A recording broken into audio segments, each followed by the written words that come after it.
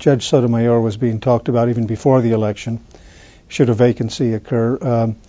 Because she comes from a court, pretty powerful court. I mean, there's a variety of people on that court that could serve on the Supreme Court, who could serve on the Supreme Court. Obviously, she's a woman and she's Hispanic, and those are two considerations that any administration would want to take into consideration. The only surprise, if there was one, is that she's already a judge, and there's been a lot of talk about the value of having the court not dominated entirely by people who came to the court from the courts of appeals.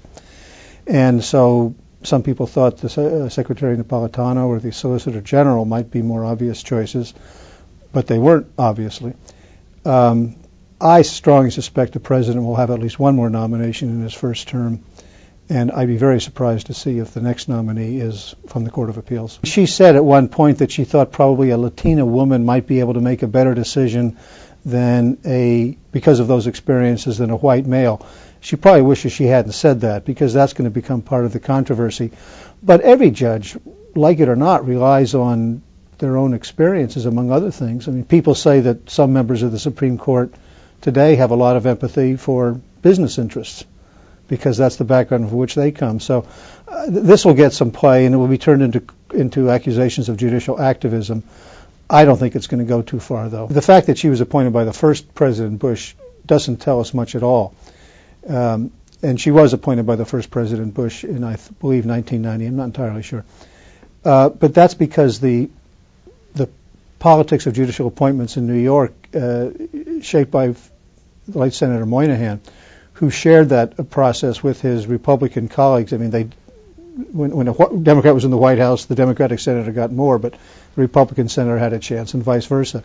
So she's not really, in the practical sense, a George Bush first appointee. She's a Daniel Patrick Moynihan appointee.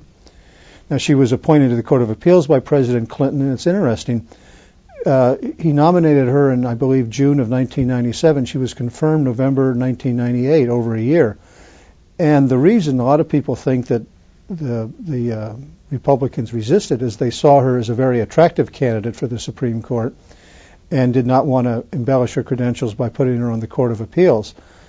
And they were right. She is an attractive candidate, and although some people thought a non-judge might be selected, that did help her. Unless there is some skeleton in her closet that we don't know about, and with this administration, I think any skeleton would have been found out, and the nomination would not have gone forward. But just in the unlikely 1 in 100 event they miss something, I don't think there's any doubt she's going to be confirmed for several reasons. One is the Democrats have the vote.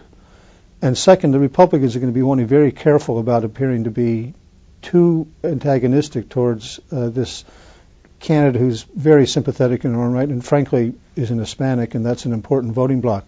So I think the real question is, will she be confirmed by September or so, which is for her and for the court a good thing, because the court term starts in October, but the preparation for it gets underway well before then. And if she waits till October, as some have said, there's no problem with her waiting till October, well, she will not have had her law clerks in place. I mean, she may have picked them informally, but she can't take up residence in the court building until she's confirmed, obviously. Be presumptuous otherwise. So I think the real question is going to be not if she's confirmed, but when she's confirmed.